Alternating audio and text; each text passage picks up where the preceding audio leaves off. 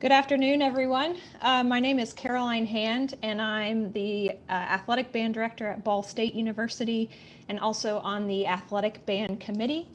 And it's my pleasure to introduce to you the next session. It's time to go virtual. Welcome to Virtual Marching Band. It's a jam-packed session with 4 presenters, so we ask that you use the Q&A section to ask questions, and we will try to get those answered as each presenter is finished with their section. First up is our athletic band committee chair, who's done a tremendous job putting this entire symposium together. And so we're going to kick off with Barry Hauser on virtual applications. After Barry, Josh Gall from the University of Texas and from Ultimate Drill Book is going to tell us about virtual applications for UDB. So first, let's welcome back Barry.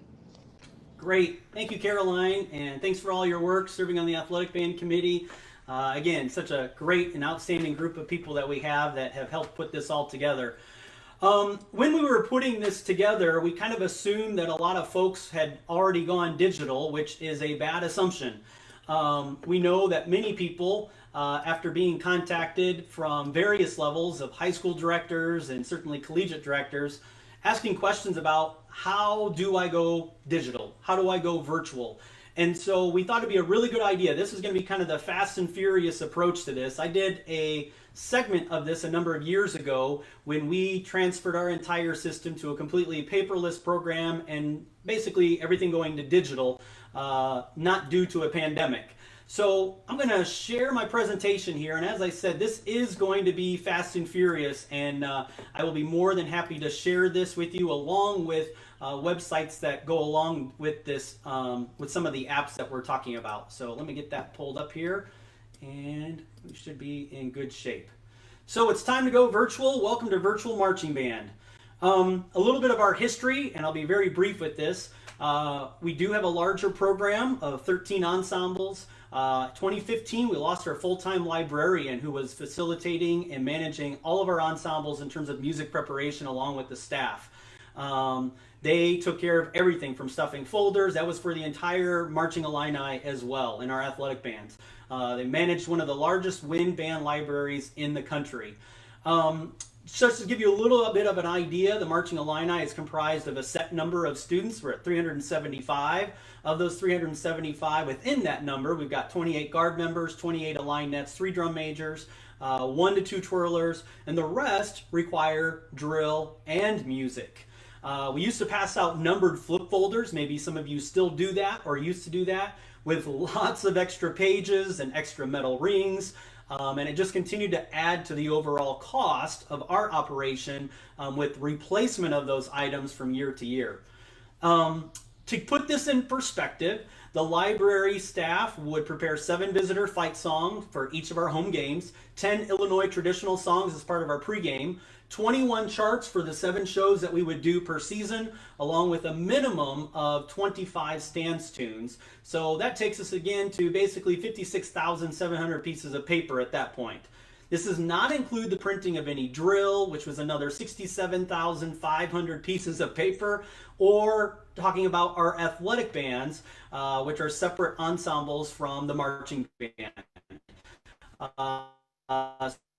Anytime it would rain or people would lose it, we'd have to replace that, so added cost once again.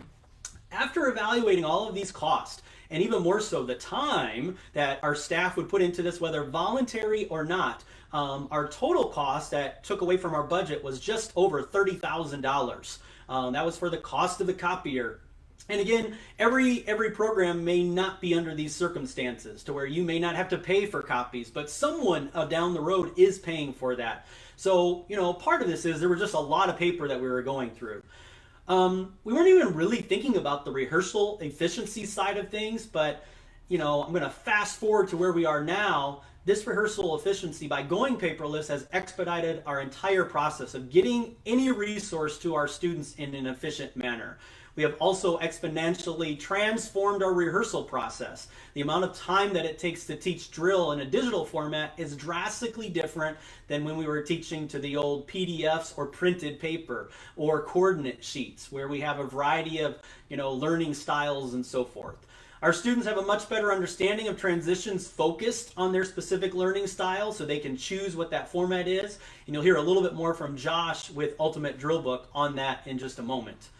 Another thing, our students get instant feedback. We can record anything, and I know many of our colleagues throughout the country are doing this. Our students have their devices, so we can record something from the tower or whatever space that you're on and share that with the students so they can see what that previous move looked like.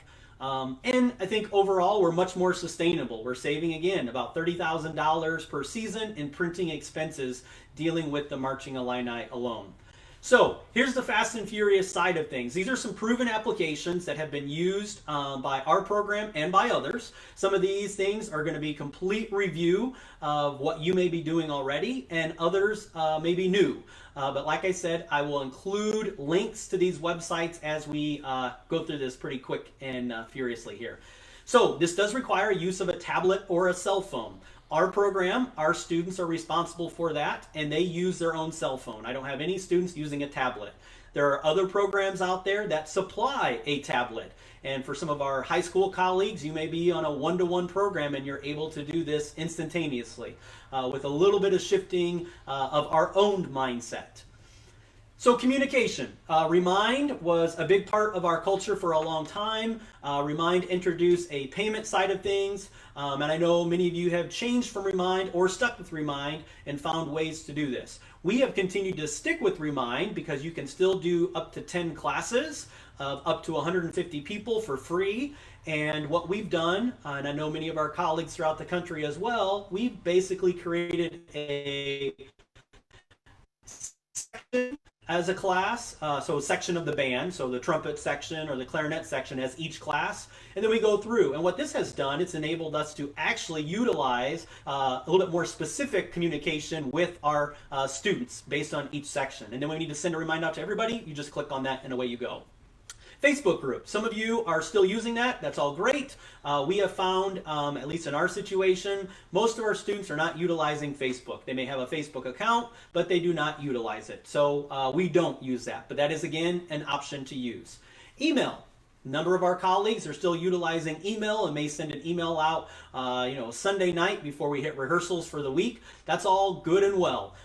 Again, our program, our students don't necessarily pay as close attention to email as they do to the remind text or other things that are a little more instantaneous.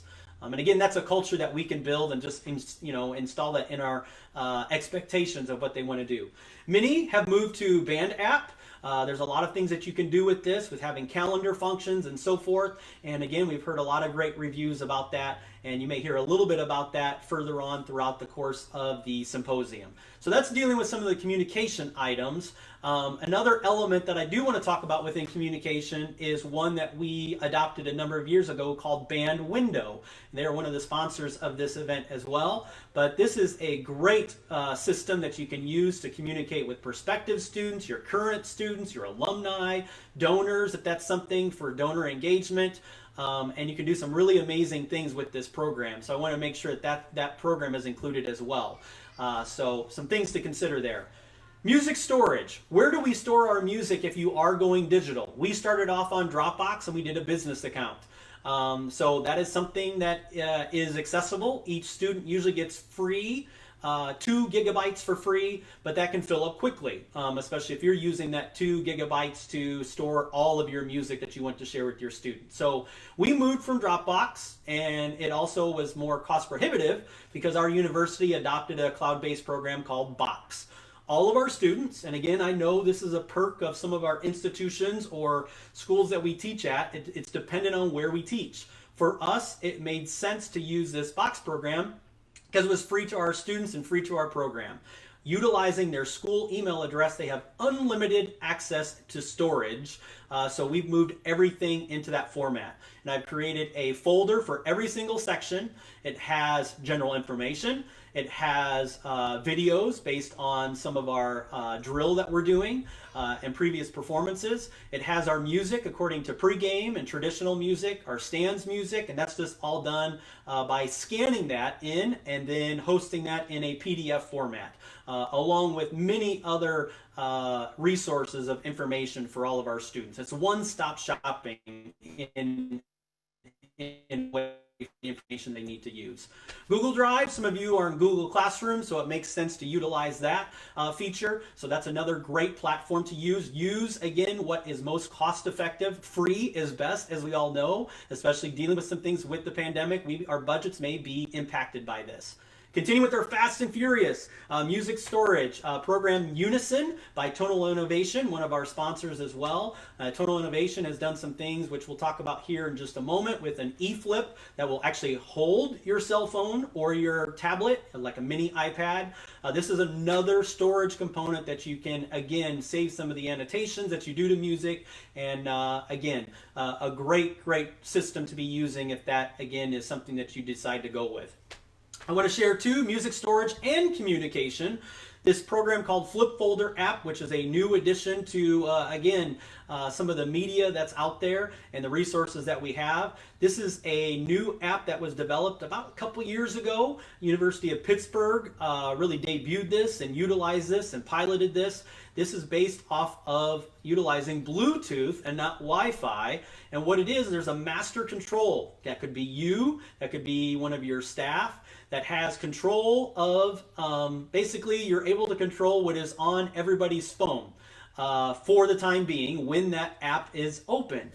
So if you want to pull up a chart and you're going to play your school song, you're playing the school song and you want to do something right away, whoever's controlling that iPad or phone, when your students are chimed into the app will be pulled up by the person controlling the master iPad or phone. Our students are not going through the folders manually. That music is naturally popping up for every instrument at a couple clicks of that master device. So I know some of this is going to appeal to you. So again, we'll get that information out to you what that web address is, so you can really look at that, especially if we have to social distance in our stadiums or any other performance venues.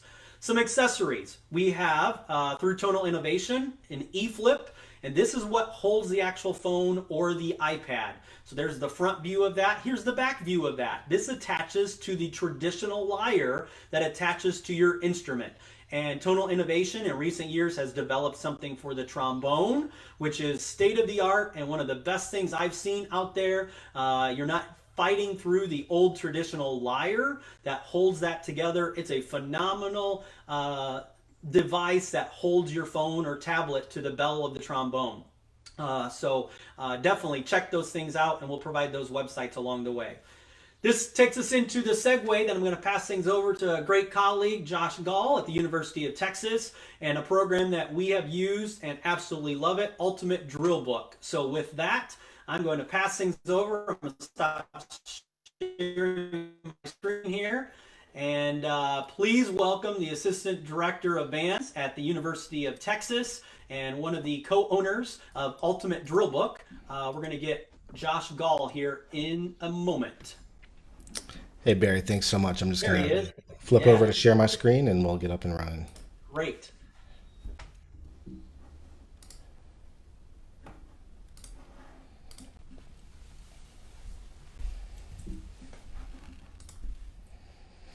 Great. So thanks so much, Caroline and Barry, for the introduction. The goal is in the next few minutes to sort of talk about how we have sort of brought UDB app into use for our regular rehearsals, or what one might call a common rehearsal in the fall for us. But of course, we're needed to think creatively about what that looks like come this fall. And so this is sort of a hybrid of what we've done and what we think might be helpful this year. And so with that, the focus is really going to be how we might learn drill in sort of a remote or a hybrid learning strategy. And then also just how we can save time overall, not just in the drill learning process, but for us as directors and drill designers, how we can save time before it's time to maybe learn that drill. What we do know is that physical drill delivery is not going to be an option based on everything, of course, that we're hearing from our excellent panelists this morning. The idea of copying something, printing it, cutting it, distributing it, that's not really in the cards. And for us, fortunately, a few years ago when we switched to UDB, we were able to move away from this process. And like Barry was saying, we've saved significant amounts of time, but also significant amounts of money by not having to copy physical coordinate sheets or drill charts. So to sort of build on what Barry was saying, UDB app requires the students or the staff, the TAs, the directors, just to use their own personal device, which means it's great that we don't have to provide iPads, tablets, anything like that. And because it's using the students' personal device, we know that they're going to take good care of it, and we also know that they're going to keep it charged because that's their lifeline to the world, like it is for us. So because it relies on their personal device, it has made the adoption very easy for us. The other thing too is that because UDB syncs directly with Piware, we're able to share information from Piware to the students via UDB in just a matter of seconds. So for example, last year there was an instance where we're rehearsing and we needed to make an adjustment to the drill. And while the students were getting water, we made the adjustment, sent out the update, and in just a few minutes we were able to learn that drill change. So we can certainly see how that might be applicable this year given the uncertainty of the fall. So our goal every year is this, but this year even more so. We want to prepare the students to be able to learn on their own because the time has sort of come and gone that the director is the only person that carries all of the information. We want to equip the students with more information. We want them to be able to learn drill and music on their own. And so that when they do show up to rehearsal, we're not spending time teaching them those things. We can really just sort of maximize the time that we do have together, which given this fall's circumstances, we have no idea what that might be. So I think that one of the questions we have to first ask is like, well, where can students do these things if we're not together in a full rehearsal environment? I think really it's important to think openly because the students can use the resources on campus, things like recreational fields, or maybe even the practice facility with the permission of the administration. Still in a socially distanced format. So if they can use those kinds of things, if they've got access to a marked parking lot, if they're commuting students and they can maybe be on their high school field or whatever it might be. But the things that I'm going to focus on in the next couple of minutes are actually things that the students can do in their dorm room, actually. And that can be significantly helpful for them as they bring the drill and sort of, they start to conceptualize it before they would come to a rehearsal. So these are going to be sort of tips for focusing on student individual learning. So the very first thing that we want to make sure that we are doing as directors is provide the students with a greater context. The alternative to this point has been stand here on this dot with this coordinate sheet and then just wait for us to tell you if you're right or wrong. But by taking the time, inputting the things into Piware correctly, the students have an idea of not only what their responsibilities are, but what shape they're a part of, what their responsibilities are within the musical phrases. Because UDB syncs directly with Piware, there's an opportunity for the students to hear the audio, learn the musical and visual phrases before they would come to a rehearsal. And that's certainly going to be pertinent this fall. Things that students can do that's going to help start their understanding of how to execute these things at a high level are understanding what their responsibilities are as it relates to direction changes and phrase starts and stops. And so they can do those with things like step outs, -1, +1. And because UDB shows the students what their direction change responsibilities are, it's made that process significantly faster for the students as far as them understanding what their responsibilities are. Other things too that are helpful and not necessarily required before the rehearsal with the full band, is if the students have the ability to understand when they cross yard lines. So for example, in this case, the student knows even before they start doing the first rep that they're going to cross the yard line on count 12. They can input that information into the music, they can memorize it, whatever it might be, but knowing that information is going to help them the very first time that they do show up and help them calibrate that step size. So that's really important information. Now, again, because UDB and Piware sync with one another, if you take the time and input the measure numbers inside Piware, they're going to show up in UDB. So the students, again, before they even show up to rehearsal, they can know where the phrases are, know where their starts and stops are. They can know their step size. They can know if they're at a hold, is this a marked time? And because UDB displays that, the students already have a sort of a contextual understanding of what the responsibilities are for them. For our students, one of the things that's really helpful inside of the regular rehearsal is for them to sort of quiz themselves, or for our section leaders to quiz one another, quiz the students in their section, and say who has a larger step size, who has a smaller step size. doing those kinds of things can be really helpful with the students, especially given that they're likely familiar with, sort of an 8 to 5 mindset, knowing that, okay, this is going to be slightly smaller, this is going to be slightly larger. Another thing that we've talked a little bit about so far this morning, and we've done a little bit of thinking broadly on our end here at UT about, is what if we have to meet in segments of the band? So we traditionally rehearse Monday, Tuesday, and Thursday evenings, and then of course Saturday kickoff. For example, on Mondays we have to rehearse with just a third of the band, Tuesdays with a third, Thursdays with a third, or maybe we have to meet in sections. There's the ability inside UDB to customize the view. So in this example, this shows just people who are in the A section of the band, who are labeled as A's. So these are A's and B's, and these are A's, B's, and C's. So you want to use the tools inside UDB to help understand, what things might look like when you're sort of distanced out or rehearsing the band in segments. This is another example of that. So maybe if the band, you're able to rehearse with, say, for example, brass and percussion on one night, woodwinds and color guard another night, you can also go inside of the app and choose who you want to see. So for example, in this case, high brass and woodwinds, we could see them and rehearse them together. Low brass, percussion, and color guard, rehearse them together. And then of course, when the full band comes back together, that's what things look like. But the ability to see those things inside the app in sort of a segmented way, in a custom view, has certainly helped us in our regular rehearsals, and we anticipated it helping this fall as well.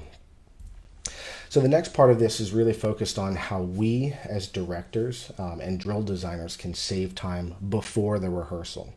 And this first example from our friends at Jackson State University, they've taken the time to input this, the drill into Piware correctly. So that way, when they learn drill inside UDB, they can see what it's supposed to look like. And the students have a contextualized understanding of how this works. Because remember, again, the alternative is I'm just going to do this. I'm not really aware of what's happening around other people, what part of the shape I am, those kinds of things. And because they've spent the time, or because ideally you spend the time charting those things properly in Piware, that's going to help the students absorb the information in a much greater way. Another thing too is that you want to start to use the terminology that you would normally just speak. You want to share those things with the students digitally. So again, because Piware and UDB work together, if you would input the phrase, for example, the musical phrase, instead of saying measures 19 through 38, you could just say rehearsal J to K, and that's going to show up inside UDB. So we're going to make sure to be adamant about transferring the correct rehearsal markings, letters, measures, those kinds of things. We're going to mark those first in Piware, and then that way the students get that correctly inside of UDB.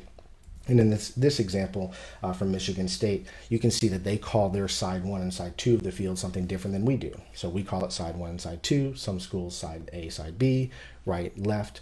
In this instance, it's case and mun, which are, I think, the hockey arena and the dormitory. Dr. Thornton, let me know if I've got that right. But using the terminology that the students are used to, there's no reason not to transfer that over into UDB. So that's going to help them understand what the responsibilities are at an earlier stage.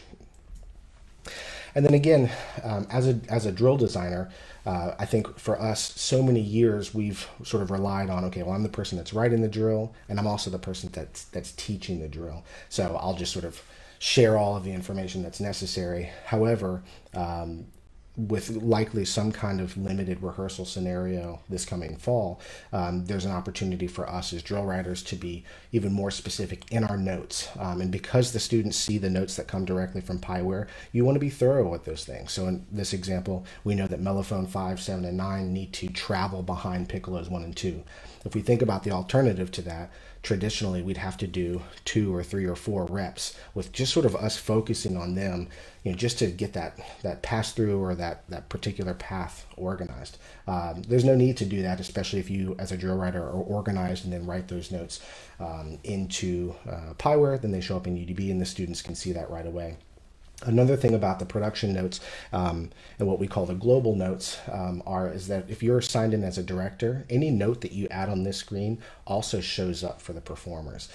So if there's notes that you want to add in person in real time, then those are going to be things that show up the next time that the students update the app.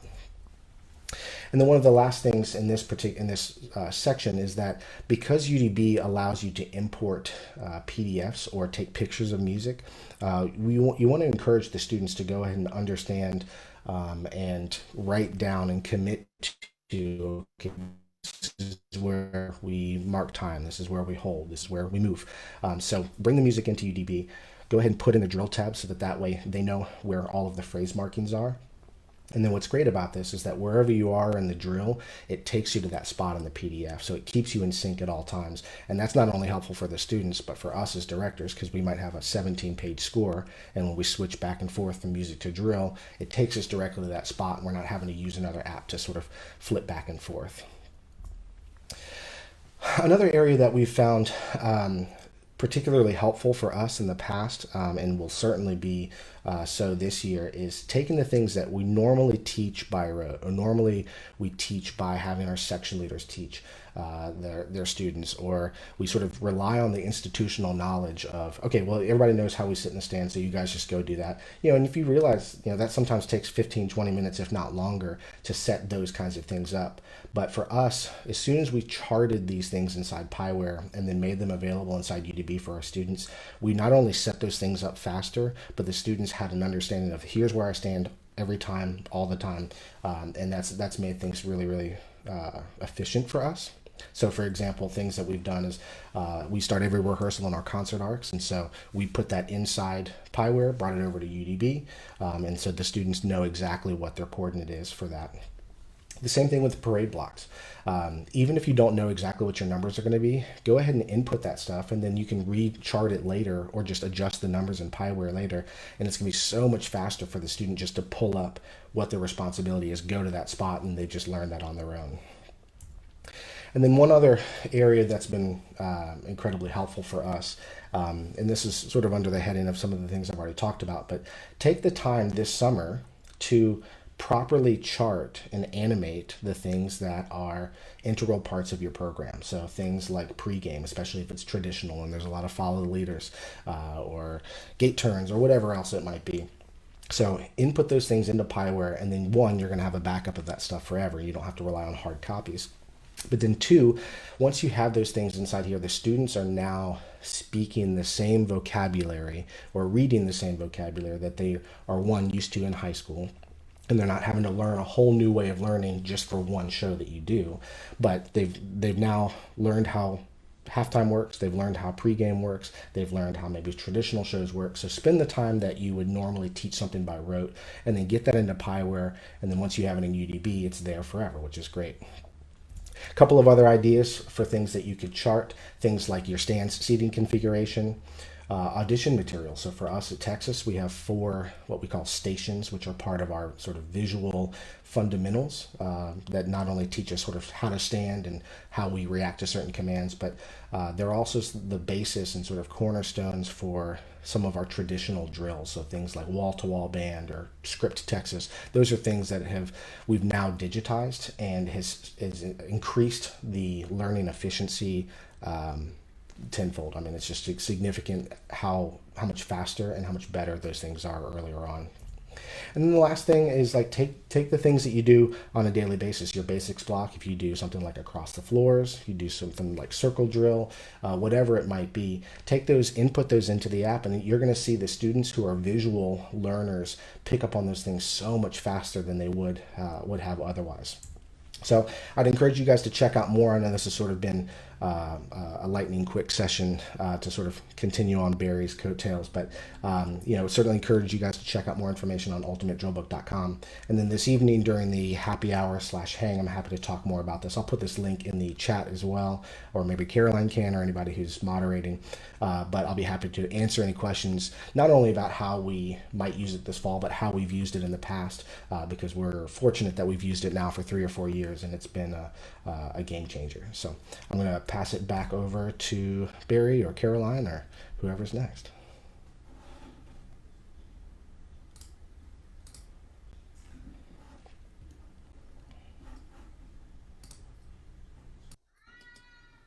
Well, I'll jump in. Hello, everyone. It's my pleasure to introduce the next two presenters, John Pasquale and Richard Frey from the University of Michigan. John holds the Donald R. Shepard Professorship in Conducting and serves as Associate Professor of Conducting, Associate Director of Bands, and Director of the Michigan Marching and Athletic Bands. Richard is a member of the Conducting faculty and serves as Assistant Director of Bands, Associate Director of the Marching and Athletic Bands, Director of the Men's Basketball Band, and Conductor of Campus Bands and Guest Conductor of the Symphony Band.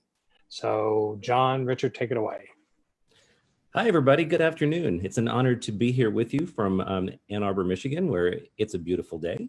My colleague Richard and I, we've got about 20 minutes to be talking about how to virtually connect with people in a meaningful way. So I'm going to share my screen to help us talk through some of these things. And, oop, no, that's not it. Sorry. This one. Great. Professor Frey, I'm going to pass it off to you. Well, good afternoon, everybody. It's great to be here with you through the screen. And thank you to Barry and to the committee for having us as part of this always outstanding and now virtual world that we're part of. As we go along, just like it always is with these CBDNA sessions that we do, it's the engagement back and forth, because that's not possible on a person-to-person level. I hope that you'll share, whether you're watching through Facebook Live, through messages, or through the comments and whatnot, here things that relate back to what we're talking about and the way you might do them a little bit differently as we go. So we're just going to talk a little bit about the way that we approach recruiting and that process this year in particular, and then donor relations as well at the end. Every year we try to build excitement for the coming season. I think it serves two purposes. One is from the recruiting standpoint and getting the new students that are coming to the University of Michigan excited to be part of the MMB. The other part of it is that part of recruiting in my mind is also retention. So it's also engaging our current students and making sure that they're really excited about what's coming up for the next season, especially that time of year around April and May as school year wraps up and there's that good energy, springtime and all of that. Just kind of putting our hooks in, making sure that they're part of our family for the following year. We use our social media platforms, as many of you do, to try to connect with those audiences.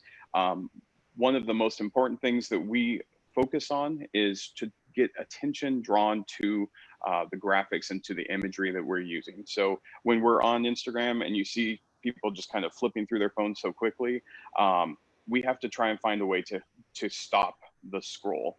And so what we do is, you see the image on the right, for instance. It's very dynamic. I think it takes a moment of pregame as the drum major comes through and is introduced. There's this kind of dynamic energy about the image itself as he's suspended midair in that pose. And so that's really gripping in terms of imagery. But then there's also the very simple message of join that's very bold and strong right behind him. And so I think those two things are very eye-catching and are a great part of this as a recruiting message. There's also the embedded and recognizable image of the block M at the bottom. So even though, as I look at this, I never even see where it says the Michigan Marching Band, even though that's a very important part of the image. I don't notice that. I see join and the drum major and the block M. And then everything else is just kind of part of the image. If you look on the left side of our screen where it says join the MMB, that's the post that our new drum major, Walter Aguilar, posted. And what we do is we utilize the Facebook frame option. And so we create the join the MMB thing. The students in the marching band choose or not to participate that, but many of them will take and grab their favorite image of them in uniform or as part of the MMB, add the join the MMB logo at the bottom. And so then as students are scrolling through Facebook, if they happen to use Facebook, they're seeing join the MMB. And especially if they have multiple students from their high school, they're able to see many people kind of using that. So we start to scale that forward. In both instances, not only are they recognizable, but they also are very shareable, very communicatable, so that you can repost it quickly on Twitter, you can put it in your Instagram story. And so we utilize the students and their social media presence as part of ours as well. From our perspective, we are trying to find a way to effectively build excitement, but also how to personally connect and inspire a participation. as Richard was saying, as efficiently as possible is the best possible way always. Try to use as few words as possible, and then having some sort of a brand image, which he's going to talk about in a second. Yeah, so what you'll notice throughout the course of the presentation and with the different images that we're using, including the slides today, we hold on to a certain set of colors, a certain font scheme, the university logo, etc. And so you can see very quickly, like at the bottom of the screen, the two versions of our logo that conform to university standards and the use of the block M. So that's an important part on our end of things, is making sure that we're utilizing the university toolkit and staying within those parameters. You also see the color palette, so that anytime we're talking about blue and maize and white, and then the secondary colors, that those look the same way in all of our print materials, all of our graphics on screen, etc. And then typography, we're looking, for us, it's all about clean and clear.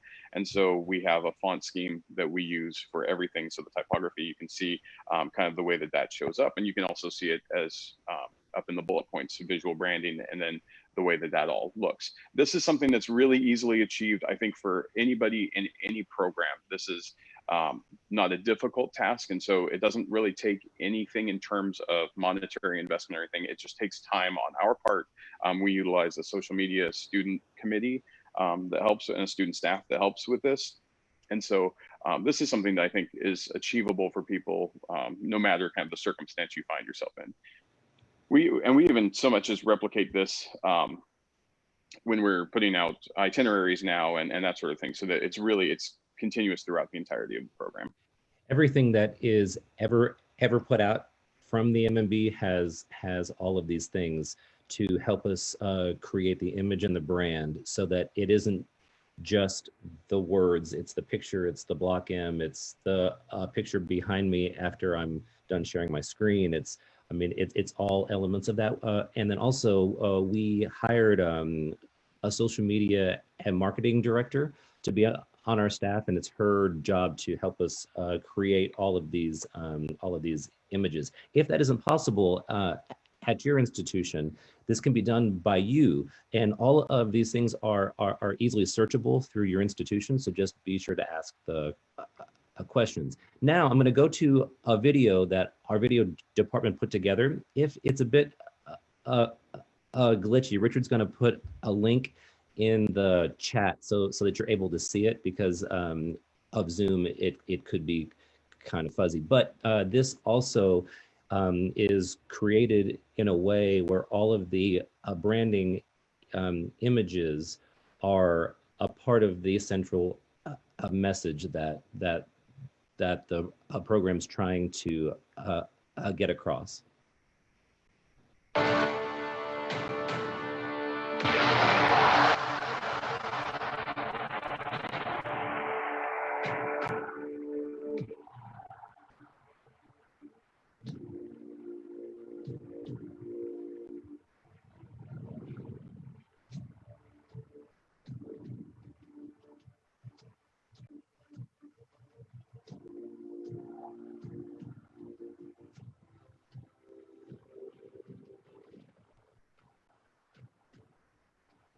You know, we're really lucky because we deal with students that are capable of doing this, and that's the case for all of us at the college level. We have students that have accessibility for, I mean, the technology is so much different now than it was 10 years ago, and so that was an entirely student-produced piece.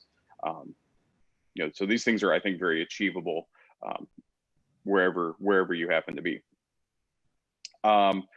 The next section of our presentation, we just want to talk a little bit about the sense of community and the sense of being personal and inspirational, because we had a staff meeting on Tuesday, and we had 4 students or former students, recent grads, there. And when we were talking to them about some of these things, actually, the thing that came across over and over again is more than the feeling of like the crowd at pregame or playing in the stands or the football team or any of that, or even the musical part. It's the sense of community and the friendships and the bond that they make that is the driving part of being part of something like the marching band. And so how we try to do that and create those real connections through this virtual medium, I think is especially important.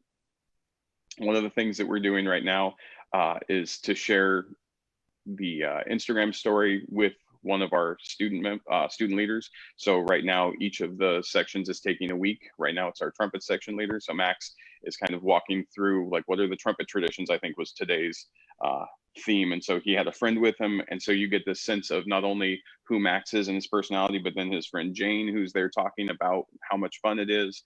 They have a chance to talk directly to the high school students and to the people that we're targeting with those messages, and that they're able to then give kind of that behind the scenes.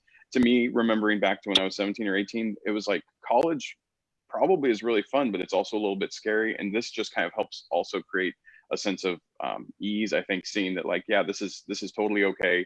And it also knowing that we're not going to necessarily have the same sort of person-to-person connection, or at least it might look very different this year, allows kind of an opening connection between those new members and their eventual section leader.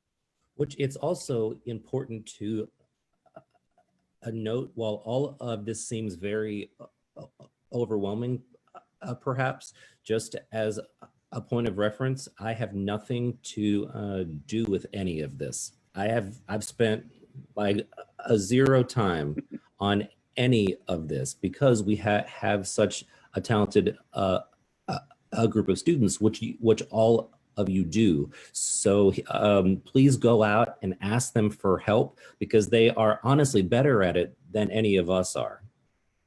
Yeah. Similarly, if we can just scroll back one real quickly, John. If you notice on the right side, we have a post that's from, I believe that was from our Instagram page. And what we did, like a lot of schools, we tried to recognize our seniors because commencement obviously looked different or didn't look like much of anything this year. And so we wanted to make sure that we were recognizing and honoring their service to the band and the 4 years or 5 years of hard work that they put in at the university.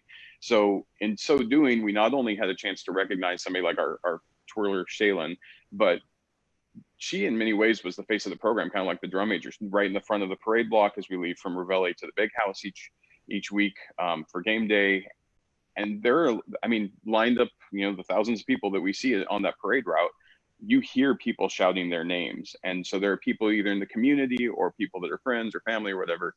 And to allow kind of a connection to the greater community as we post things like this celebrating our students also helps greater connection and sense of community around Ann Arbor and around our campus community as well, letting them know kind of what's going on with folks they've been seeing for 4 years. Okay, next slide. We also, we wanted to make sure that there was a chance, the way that they're connecting with the students, we wanted to make sure that John and I had a chance to answer questions. And so we set up an Instagram live event. I know our colleagues down the road in East Lansing did a similar thing, as many of you probably have. And so we advertised it through our Instagram feed and across our social media platforms, if we can see the next slide. And so we have a chance to kind of promote this across social media. We asked for questions leading in so that it wasn't just whoever showed up asking questions, but it was a chance for us to kind of organize and gather our thoughts in advance. And that way, if there were things we weren't expecting or just as it was flowing, it had a sense of organization to it. And so we promoted across social media. We had dozens of questions that came in ahead of time. And then I think on the next slide, we even promoted through Band Window, which is a fantastic way that we organize all of our recruiting. We put a blast out to let all of those prospective students know, like, here's a Q&A for you, whether you're going to be a high school student next year or a college student next year. Here's some answers to questions you might have. And then next slide. We did the exact same thing in terms of our high school band day coming up, in terms of communication. So you can see that through Band Window, if we go to the next slide, I'm kind of pushing through these because I know we're running short on time, targeted on social media, next slide. And then that same thing that through Band Window, using the high school band directors for nominations, confirmation of acceptance. I can't really recommend Band Window highly enough in terms of organizing this sort of thing. If you've used something like Constant Contact in the past, this is something that's even more kind of directly geared to what our needs are. So Richard, because we've got five minutes left, we should plow through some of this audition Exactly. stuff. Yeah, exactly. We are doing primarily video auditions this year, though I think it's important to make sure that we talk about equity. And so we're also scheduling live auditions because We understand that students may not have the right sort of video equipment. They may not have a space in their house where they can videotape their audition. They, whatever their circumstances are. So we do still have 2 of them. But the most important thing, I think, for all of us is just the level of communication, and that we over communicate rather than under communicate, and kind of find where that fine line is. So you can see again, band window that are personalized, confirmations. You don't forget you have this coming up, reminders, etc. And then here's just more of that. And then use the resources on your campus. Sorry, John. Use the resources on your campus. We use the orientation program and the folks in that department to help connect us. And they are great about making sure that they put up these sort of banners and links for us. As it's important for us to be engaged with our current students and also prospective students for obvious reasons, it's also critical to be engaged with any donors to the program that you have. We have an incredible colleague, Kimberly Baumgartner, who's our director of development for the marching and athletic bands, and she is very good. And the team of her, Richard, and I, we take this extremely seriously because through our donors, we're able to provide the best possible experiences for our students. I can't highlight enough how important it is to reach out to these people every single day as much as possible. Obviously read any kind of social cues, but try to do something engaging in the donor community as often as possible. So Richard, Kimberly, and I, and our spouses, we hold virtual happy hours with donors every week, where we play games. We play Trivia Pursuit on Thursday nights. We have card games that are like hearts or other things, or jackboxes. We're just trying to create social interactions as often as possible. I FaceTime with a donor every day. I'm talking every weekday, every weekend. I try to find somebody that that I can talk to, which also, by the way, it could be a 5-minute conversation. Hey, how's everything going? Do you have any ideas for us about the fall? I mean, any kinds of creative solutions. For instance, this past Saturday, Richard, Kimberly, and I, we did a cooking class that had a chef from Italy that we did over Zoom with some donors, a couple sets of them actually, and it was a great experience. It was a common experience that was easy, and it was extremely successful. So, all of these things are critical to keeping your donors engaged. Now, while unfortunately we don't have time to kind of dive into this too much, whenever you're talking about raising money, the asking part is only one small component of it, and I would argue not the most important part. And that's when people's heads go boom.